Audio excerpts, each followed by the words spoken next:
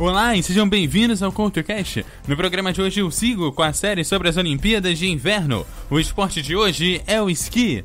O CoutoCast começa depois dos recados.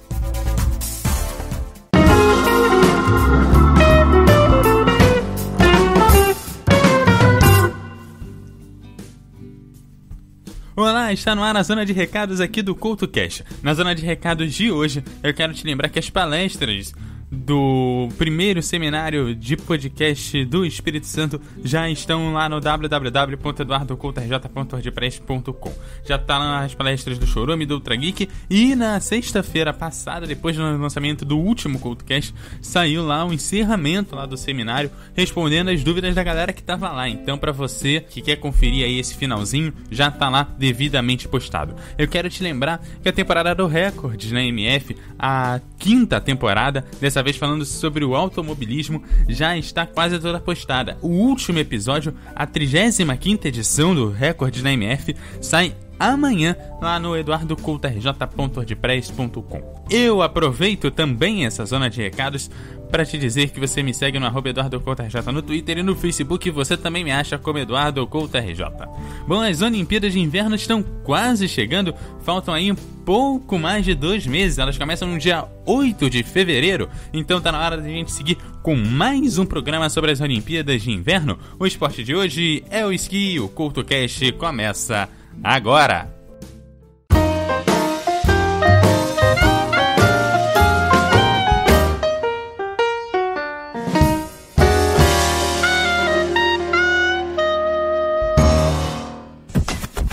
Olá e sejam bem-vindos ao CoutoCast. No programa de hoje eu sigo falando sobre as Olimpíadas de Inverno.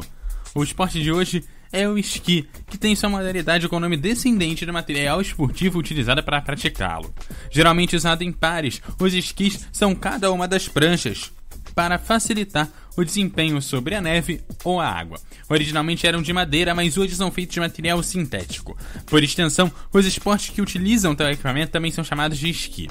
Embora seja mais relacionado ao esporte de inverno, há também o esqui aquático. Na prática esportiva na neve, normalmente utilizam-se 2 esquis, um preso em cada pé, junto com 2 bastões, um para cada mão. O controle dos esquis é feito pela utilização de botas de esquis, que são presas a eles por fixações que se soltam apenas em caso de impacto. O capacete é por vezes utilizado para proteção contra impactos com a neve, com outros esquiadores, com obstáculos e até mesmo para melhorar a aerodinâmica. Os primeiros esquis estão em desenhos feitos em rocha, de 4.000 a 5.000 anos na Noruega. Esses desenhos retratam um homem em esquis segurando um pedaço de pau. Os restos de esquis também foram encontrados em Holcim, na Suíça, e têm idade de cerca de 4.000 a 5.000 anos. Na Rússia, há registro de cerca de 6.000 anos. Gravações antigas mencionam os chamados Iserintifins, ou andarilho de esqui. Outras fontes de história dizem que os esquis datam da remota data de 2000 a.C., quando tribos antigas podem ter produzido uma placa de esqui feita de pele de animal. Durante o século XVII, o barão de Valvassó escreveu relatos sobre as atividades de esqui na neve na Eslovênia. Na época, esquis foram utilizados pelos militares, que consequentemente aceleraram seu desempenho e a sua propagação. Os militares noruegueses tiveram competições de esqui na neve a partir da década de 1670. E a primeira corrida de esqui conhecida praticada por civis ocorreu em 1843 na Noruega. Os esquis foram utilizados nos Campos de Ouro de Serra Nevada em 1850 e mais tarde para transportar correio entre o estado de Nevada e a Califórnia em 1856, cruzando 94 milhas em 4 dias. Corridas de esqui alpino com velocidade de até 90 milhas por hora foram organizadas entre os concorrentes de campos de mineração em 1857. Um dos pioneiros, Sondre Morhen, conhecido como pai do esqui moderno, inventou equipamentos e técnicas que levaram o esqui moderno ao que vemos hoje. Tendo crescido em campos agrícolas, Noen inventou um tipo de trava chamada de binding, que possibilita aos esquiadores esquiar na neve sem o risco de perder os seus patins. Em 1870, ele introduziu o esqui curto, curvado e flexível, por ele talhado, a fim de permitir virar de modo mais fácil na neve macia. Noen, com a idade de 43 anos, passou a se tornar o vencedor da primeira competição norueguesa de esqui na neve. Ele pode até realmente não ter inventado quase nada, já que há pouca evidência para provar que ele realmente fez, e existem registros históricos anteriores a eles da maioria das invenções atribuídas a ele.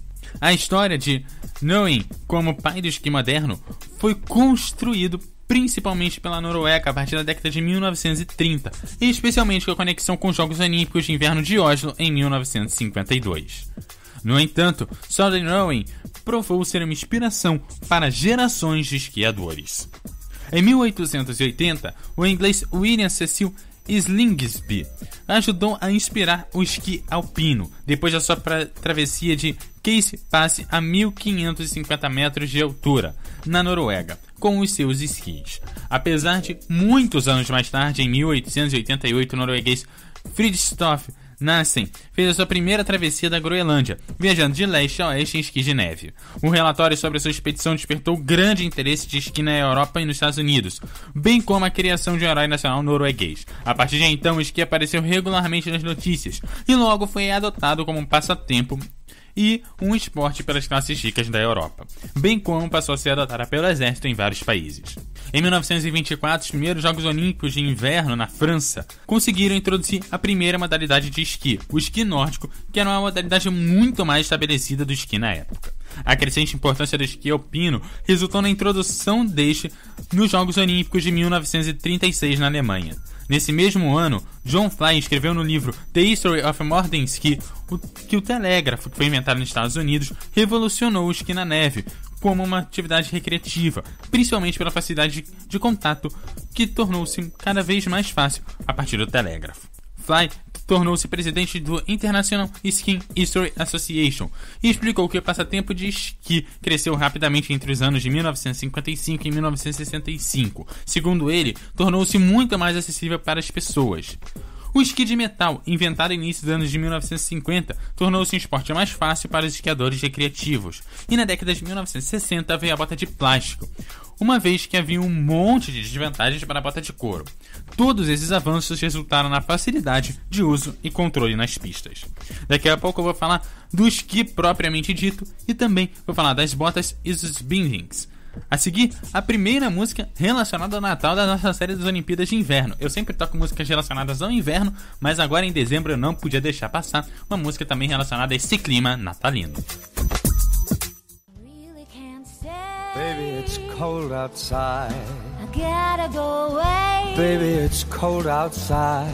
This evening has been Hoping that you dropped in. very nice. I'll hold your hands, they're just like My ice. mother will start to worry. Beautiful, what's your My father hurry? will be pacing the floor. Listen to that fireplace So roar. really I'd better scurry. Beautiful, please don't Well, hurry. maybe just to have a drink more. I'll put some records on while I The pour. neighbor- E o CoutoCast continua falando sobre o esqui e agora vamos falar sobre o equipamento propriamente dito. Os esquis de neve assimétricos foram usados no norte da Finlândia e na Suécia até 1800. Em uma perna usava-se um esqui comprido não arqueável para deslizar e na outra perna um esqui mais curto para chutar, muito parecido com o que se faz hoje. O fundo do esqui mais curto era plano ou coberto com a pele de animal para facilitar o uso, enquanto o esqui comprido que suportava o peso do esquiador era tratado como uma gordura animal. Em torno dos anos de 1850, artesãos da Noruega inventaram um esqui curvado. O esqui arqueava no meio para distribuir o peso do esquiador de maneira homogênea. O esqui da Noen foi também o primeiro com um side cut, que estreitou o esqui sobre os pés, enquanto a ponta e a cauda permaneceram mais amplos. Isso permitiu que o esqui flexionasse e girasse mais facilmente. Em 1950, Howard Head criou o padrão Head, construído impressando de liga de alumínio em torno de um núcleo de madeira compensada. O design inclui bordas de aço, inventadas em 1928 na Áustria, e as superfícies exteriores foram projetadas de resina de fenol formaldeído, que poderia reter a cera. Esse esqui teve enorme sucesso, pois foi projetado para mercado de lazer em vez de ser para a corrida. Em 1962, Carl Zares ganhou 2 medalhas de ouro usando o esqui de fiberglass. No final dos anos 60, a fiberglass havia predominado fortemente no mercado. Em 1975, o desenho do esqui da taxa de torção foi patenteado, e em 1993 foi introduzido o Elan SCX, com uma nova geometria que é mais comum hoje em dia, com a frente e a cauda mais largos do que o centro.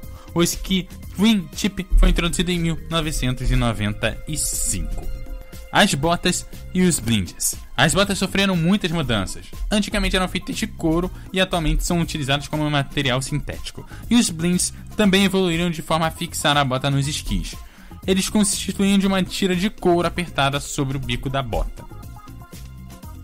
Fotos não só sobre a evolução dos esquis, as botas e os blinds vão estar no post desse programa. E daqui a pouco eu falo sobre as modalidades dos esqui. Let yourself go hungry now. Don't let yourself grow cold. Fogs in the snow.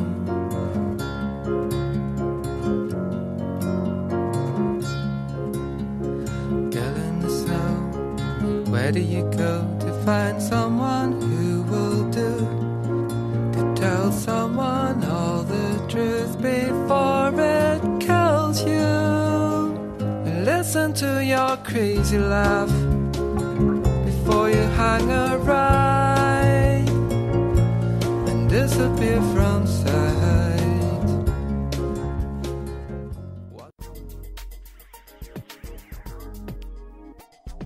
E o CultoCast agora vai para as modalidades do esqui, começando com o esqui alpino, onde os competidores esquiam por um percurso em declive em alta velocidade, desviando de obstáculos. O objetivo é completar o trajeto no menor tempo possível. A modalidade é disputada por homens e mulheres nas categorias downhill, slalom, slalom gigante, super gigante e combinado. Além disso, existe um espaço de passagem obrigatória e é justamente esse espaço que diferencia o esqui alpino das demais categorias de esqui. No downhill, elas são mais distantes, permitindo atingir velocidades de 120 km por hora. Já no slalom super gigante e no slalom gigante no slalom, essa distância é menor respectivamente, o que vai aumentando a dificuldade do competidor. O esqui alpino é o esporte dos Jogos Olímpicos de Inverno desde 1936. Agora passando cada uma das disciplinas do esqui alpino, começando com downhill. É uma corrida que inclui uma variedade de curvas desafiadoras, assim como saltos e fases de deslize em que os esquiadores atingem as velocidades máximas de todas as disciplinas do esqui alpino. Slalom super gigante ou Super G, uma corrida de alta velocidade com curvas largas, disputada em uma única mão ou numa única corrida. Inclui também fases de salto e de deslize. O slalom gigante, competição que tem o objetivo de atingir os melhores tempos em duas mãos ou duas corridas em pistas diferentes. É uma disciplina que requer viragens precisas. O slalom é realizado em dois percursos diferentes, onde os tempos são combinados e exige uma extrema agilidade e equilíbrio do atleta. Combinado. As provas alpinas de combinado testam a habilidade do competidor nas provas de downhill e slalom, onde no final se conjugam os dois tempos. Agora, o esqui cross country é um esporte de inverno criado ainda no século XVIII, onde os competidores percorrem grandes distâncias, com o objetivo de completar no menor tempo possível. É realizado em terrenos planos, ondulados, bem diferente do esqui alpino que é praticado nas encostas íngremes de montanhas. O esqui cross country faz parte da família do esqui nórdico, porque esse acabou se originando lá nos países nórdicos. Outras modalidades de esqui nórdico incluem também as porções de corta-mato, que é o biatlo e o combinado nórdico. E agora a prova de saltos de esqui, que é a primeira competição a entrar nos Jogos de Inverno lá em 1924. Os saltos em esqui espalharam-se pela Europa e pela América do Norte ainda no início do século XX, através principalmente de Sandre Norway, que nós já falamos aqui nesse programa, que é um dos pioneiros do esqui moderno. As pistas de salto são classificadas de acordo com a distância que os esquiadores percorrem no ar e tem especificações quanto à área de largada, a curvatura e a área de decolagem. Cada salto é avaliado de acordo com a distância percorrida e o estilo executado. A pontuação da distância está relacionada ao Key Point, linha desenhada na área de pouso, alguns metros antes do fim da colina, e que serve como referencial para os saltos. A pontuação de cada juiz avalia o estilo e pode alcançar um máximo de 20 pontos, sendo descontados pontos em caso de erros, imprecisões ou imperfeições na decolagem, no voo ou no pouso. A técnica dos saltos evoluiu com o decorrer dos anos, passando de saltos com esquis paralelos e o corpo curvado para frente, até o quadril e os braços estendidos para frente, até os saltos com esquis em formato V, o corpo inteiramente curvado para frente e os braços estendidos para trás. O esporte era majoritariamente masculino durante muitas décadas, e o salto em esqui começou a ter uma grande participação feminina na década de 1990, mas a grande competição oficial realizada pela Federação Internacional de Esqui só ocorreu em 1998 na Suíça. Os eventos femininos foram incluídos no Campeonato Mundial de Esqui Nórdico em 2009 e na Copa do Mundo em 2011. Teve uma tentativa frustrada de inclusão nos Jogos Olímpicos de Inverno de 2010, mas as mulheres participaram pela primeira vez em 2014 nos Jogos Olímpicos de Sochi, na Rússia. E agora a música que encerra essa fase de músicas de inverno aqui da série das Olimpíadas de Inverno. Eu falo de Demi Lovato com Stone Cold.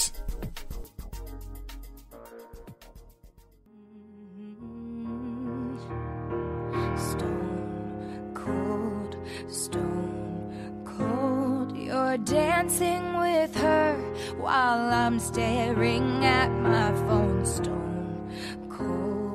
Stone cold. I was your ember, but now she's your shade of gold. Stone cold, baby. God knows I try to be.